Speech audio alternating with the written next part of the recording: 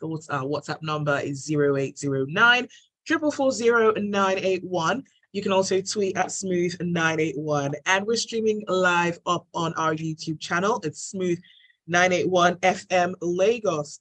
And you can catch the live stream and post a comment on the live stream as well. We're starting off with Punch. The DSS urged the High Court of the FCT to dismiss the rights suit filed by the suspended and detained governor of the Central Bank of Nigeria, Godwin Emefiele. Now, they say that this detention is backed by court order. Devoe?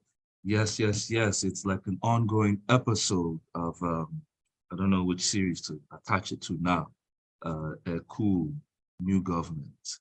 Now, the DSS picked up the past or the suspended, because those words are very judicial at this point, the suspended CBN governor, Godwin Emefiele, on the 9th of June, okay? He was arrested, and since that time, he has been under detention or in detention. Now, he did file a fundamental rights suit by his lawyer, J.B. Daudu, who demanded his freedom, alleging that the DSS was holding him unlawfully. Now, those are usually the steps taken when you believe that your rights are being not upheld.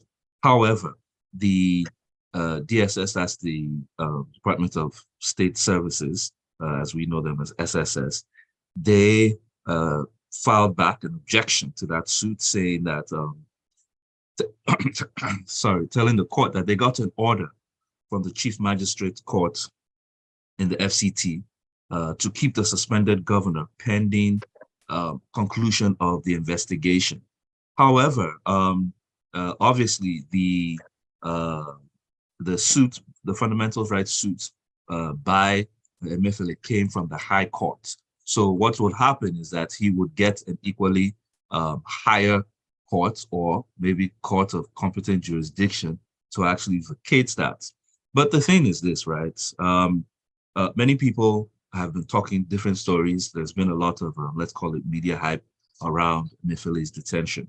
And the DSS had literally enjoined the media to treat this reportage with utmost caution, especially concerning the narratives, because many are actually pushing the narrative that it may not be his detention, may not be unconnected with the controversial Naira design policy or the lending of cash at the end of the day around that election period. However, the DSS and in some instances have pointed to the fact that, if you remember, there was some brouhaha about the DSS being after the governor at some point way before the election, and how he was away for some time, and only when some assurances were given that he came back into the country.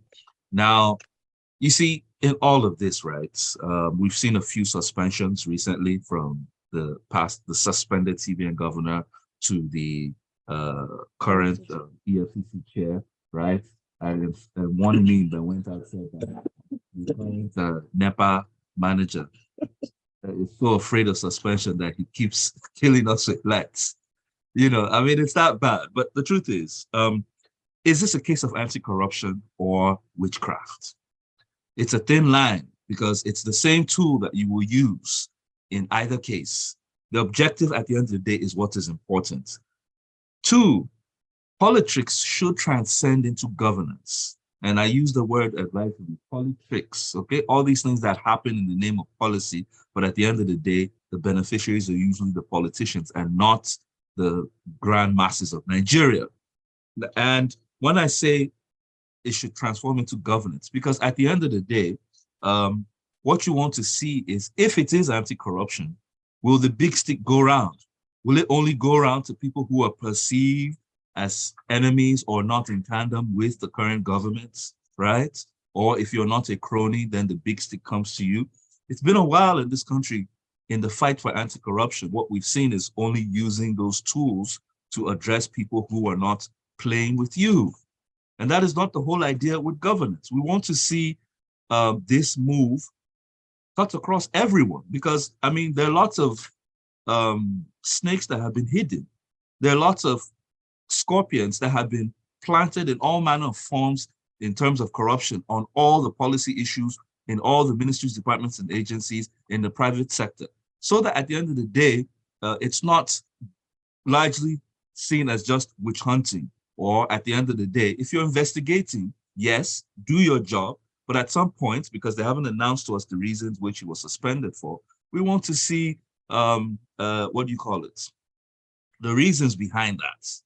Then in the fullness of time, and because this also affects our economy as a whole, and that's on the other half, from where he was suspended, we really want to know, now that he's not on seat, what are you doing with the acting CBN governor? Are you putting in a new substantive governor? What kind of policies, what actions are you taking? We've seen a few in the recent weeks, yes, but we want to ensure that all things are done above board. The WhatsApp number is 0809 444 0981. You can also tweet at Smooth981 and catch the live stream up on our YouTube as well. It's Smooth981 FM Lagos. Thank you. Thank you, Devoe, for that. I know. Well, it's flu season. Don't stay too close, Devoe. All right, so we're going on to the next headline, and this one comes from Daily Trust. Now, the Kano State government has suspended the monthly deduction of 370 naira from salaries and pensions of all civil servants and pensioners in the states. And this one comes from Daily Trust. Lakunle? All right, good morning, President Zibby. Good morning, everyone. Two perspectives to look at this. One, the recklessness and the kind of authoritarianism that our governors do things, and inability of people or their representation in these various states of houses of assembly to challenge some of those things. I am not sure that there was a law to back up this deduction, if it is true, according to this report, 370 naira. For quite a number of the civil servants, 370 naira monthly would be a lot of money, particularly for a state like Kano, right? So if this money was deducted and it was given to a private firm called Benefits Investments Limited, right? So who are the owners of Benefits Investment Limited? What is the money supposed to do? What are the civil servants whose monies are deducted? What are they supposed to benefit from Benefits Investments Limited? There are so many questions to be answered, right? So if we look at it from that perspective, can we then ask the new governor, who since he resumed work for the past going on 4 weeks now, majority of what he's done is being reversal of the past administration's different policies of the last 8 years. We've seen him demolish houses for different reasons. We've seen him demolish roundabouts and so on and so forth. So this is another one. There are hints as to other things that he's going to reverse as well. But it is not just enough to reverse them. It would be good to know this particular case, to know exactly who the owners of Benefits Investment Limited are, what is the amount of money that has been deducted to date, can these monies plus interest be returned to the rightful owners if it is for a wrong reasons, or if it's a beneficial reasons, can it be done in a way that it should be optional if it is beneficial? Can the State House of Assembly pass a law either to back it or to prevent such things from happening all over again? That is one aspect. The second aspect also now is, okay, so one of the reasons investors run away from Nigeria, a government comes today, makes laws, makes policies, people come in, and lo and behold, a new government comes, reverses all of those things. Can we have laws in place that can guarantee continuity in government, such that, for good or for bad the policy, we can see some semblance of stability, so that we are not going back? And because every time we do a reversal, it takes us like 3 steps backward from the progress, whatever it is that we have made.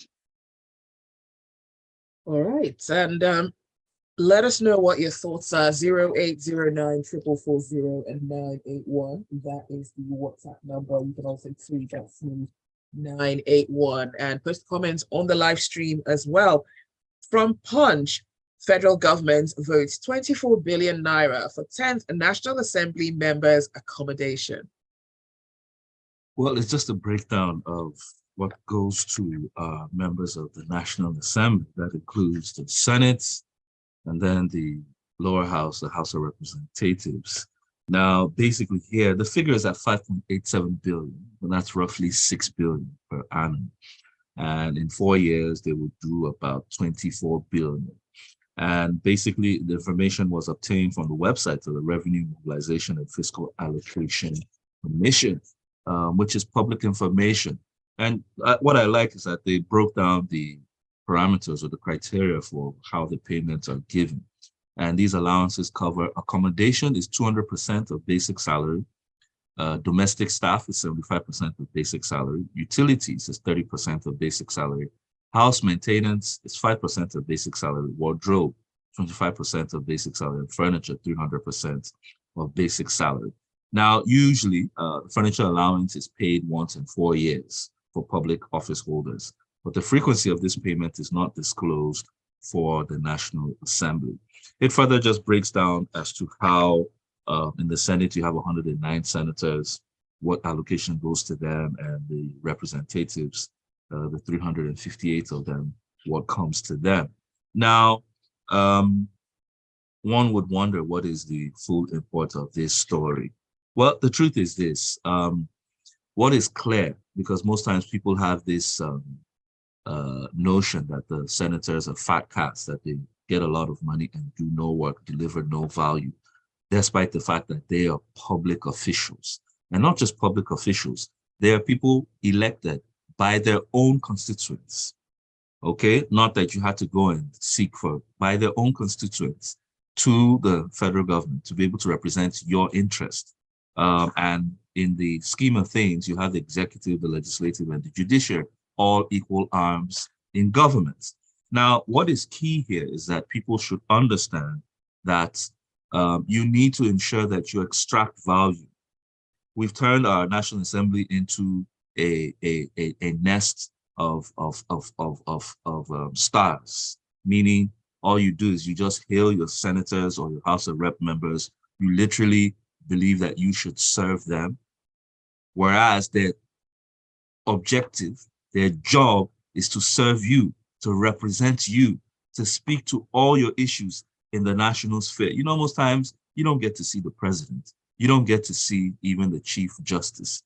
But there are people who are elected to ensure that your case, like, for example, Nigerians are going through pains now with the reforms, with the economic reforms that are taking place, from the petroleum subsidy removal to the difference in FX between the official rates and the parallel market. And I heard they have they've merged at some points, and soon by the end of this month they'll be removing the electricity subsidy, meaning Nigerians are just getting the heat and the pain of these prices that we can't even cope with. So whilst our protest may not go far, what we expect is that these National Assembly members, both at the Senate and the House of Rep, carry our pain to these executives who are making these moves. Yes, the moves might be working towards a better economy and welfare for Nigerians, but you must ensure that you keep the pain of the people, their feelings,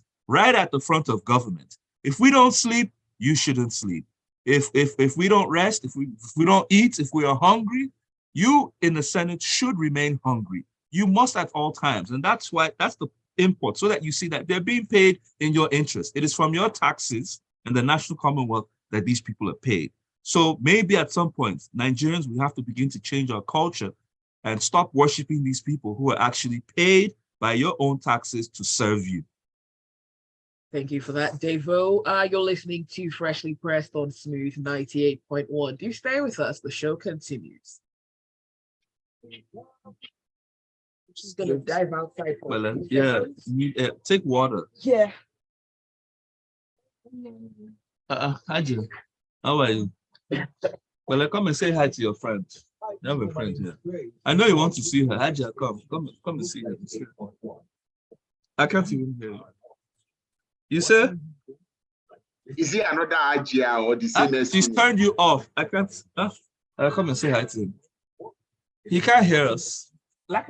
Yes. No, come and say hi. You can't see us from this phone. You can see your friends. Lakunle, you can't hear me? I You can't hear you. Devoe? I can hear you. I can hear you. You are. See your friend. She's shy. She's shy, obviously. See, she's run away. Want no fly guy. I just want a shy girl. That's what I want. Yeah. Okay. Well, that's so short. That's what I'm saying, dog. Was that a printing error? Oh wow, that is the story.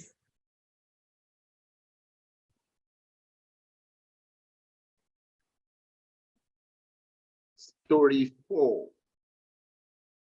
You're listening to Freshly Pressed on Smooth 98.1. Our analysts are in Lakunle and Devoe.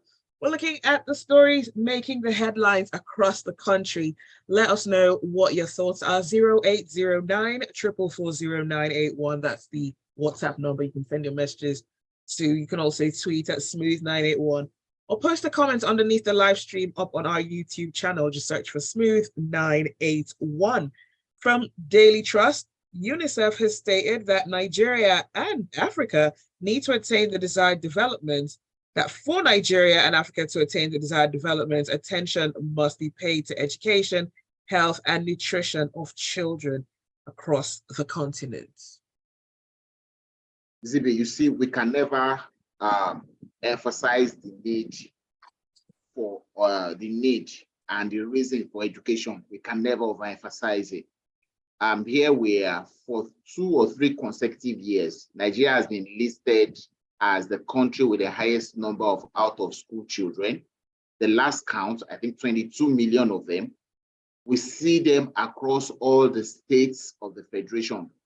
I am not aware that there's any state in Nigeria that does not suffer this problem. We've seen several social interventions by non-governmental organizations.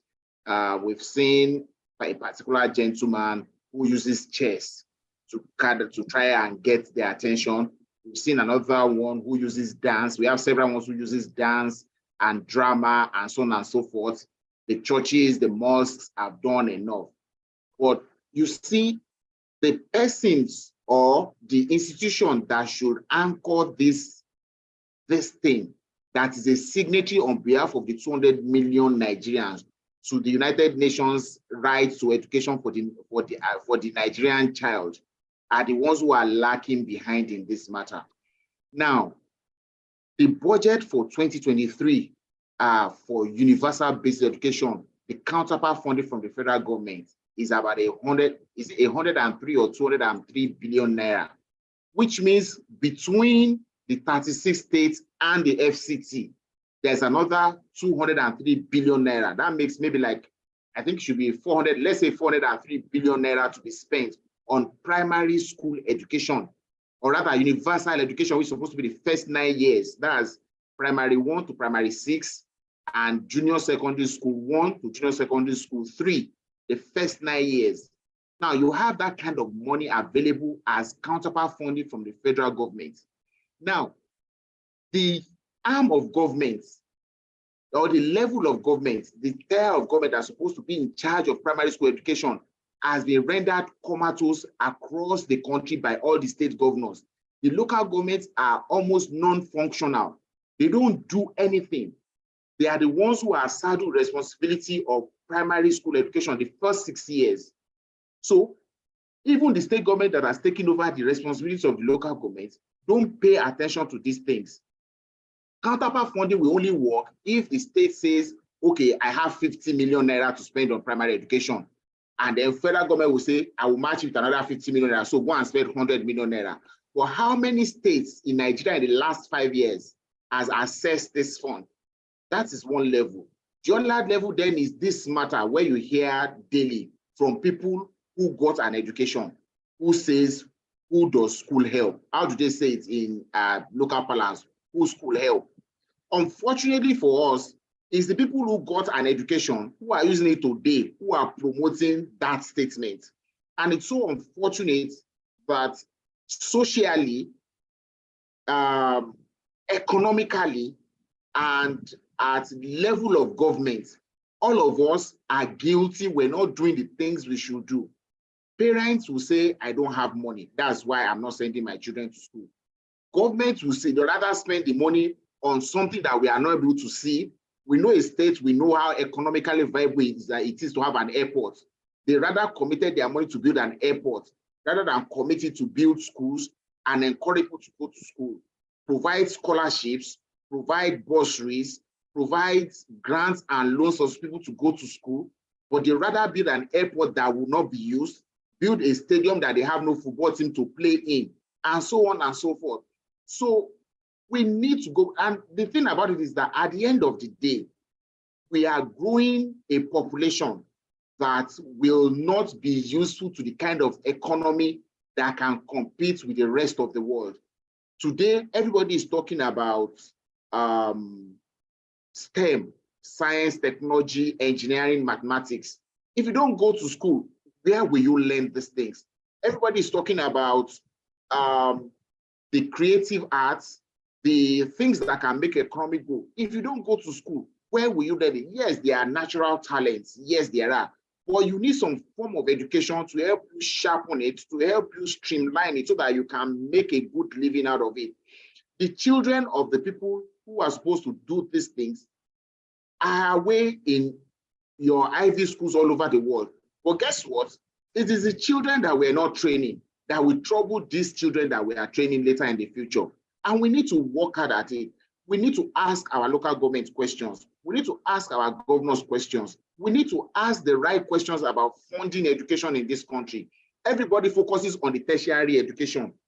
But when the first 18 years is already challenged, why are we worried about the other for the next 4 years?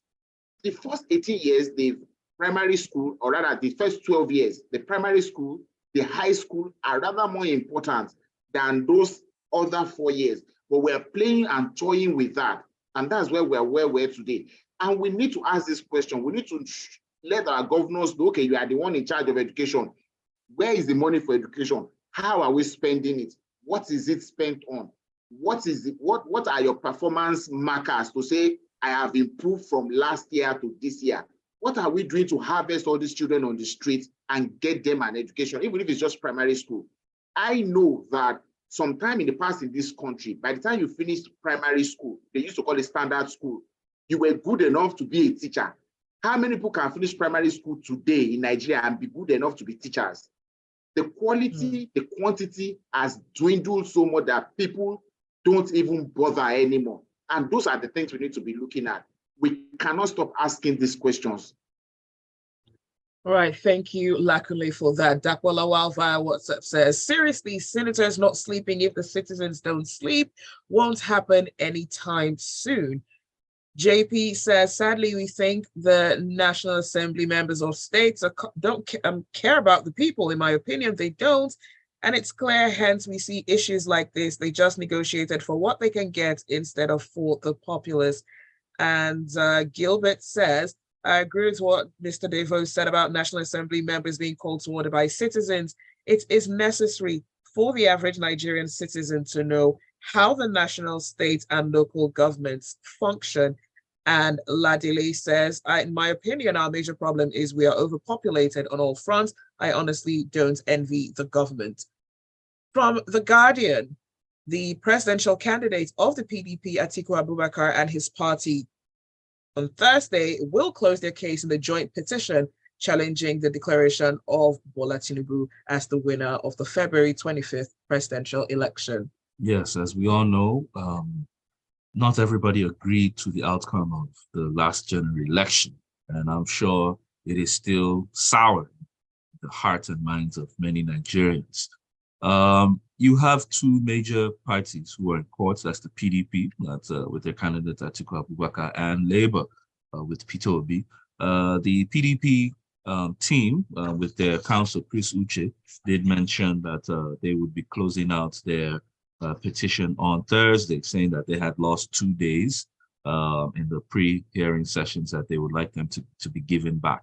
However, though that they had announced or declared 100 witnesses, they only presented 25. Chris Uche did mention that the remaining 70 would be captured by the documents that they have presented. Now, they also mentioned that some of the challenges that they faced was getting the certified true copies from INEC, that it was like trying to get weapons from an opponent. Well, the truth is, we want to see and hope that PDP has done the needful to be able to defend the case of their candidates, because they're claiming that the president was not the rightfully elected winner of that election. And I hope all this, the documentation, contains the necessary evidence to be able to prove this point. Like we like to say, though everybody has the opportunity and you're given the right of rejection, which we're now playing out in courts. Since the democracy started, no person who has petitioned or disputed the presidency election has actually successfully overturned it. So we'll wait to see at the end of the day the outcome of the PDP petition. And when more news is brought on the Labour side, we'll also see whether Labour can do the impossible or what has not been done in Nigeria before. All right. From this day, federal government advocates collaboration among industry stakeholders for smooth energy transition. Lakunle? So the Permanent Secretary, Ministry of Petroleum Resources, who is technically our acting Minister for Petroleum Resources now, because we don't have any ministers yet, was in Canada, and I was speaking at the Global Energy Show, and he says that this is the time for global energy organizations to collaborate. Yes, especially in this time and age of global warming, where we are seeking to transit from fossil fuels to renewable energy, where skills, specialized skills needed in the industry seem to be concentrated in one region more than other regions where there are oil producing capabilities, where the economics of the oil industry favor one country more than the other, and so on and so forth. But having said all of those things, right now, we will come back to look at ourselves, Nigeria, in my opinion. Do we have enough clouds to play in that collaborative environment? What are we taking to the table aside from, okay, I have oil? Do we have the competence, homegrown competence, to mine our oil ourselves, to refine it ourselves, to sell it at a competitive price that others will sell? Do we have the clout, the political will, the economic will to influence decisions within OPEC, outside of OPEC? All of these things are things that are going to come to play in that collaboration. And we need to focus on ourselves first and then be ready to be part of that collaboration if and when it happens. All right, thank you so much, Lakunle, for that. That is all the time that we have for Freshly Pressed this morning. Thanks for your messages. Thank you for listening, and special thanks to our analysts as well, Devoe and Lakunle, for being on the show this morning. Do stay with us. There's a lot more to come on the Smooth Breakfast. See ya. His volume. Wait, let me see if I can stop the live stream first. See ya.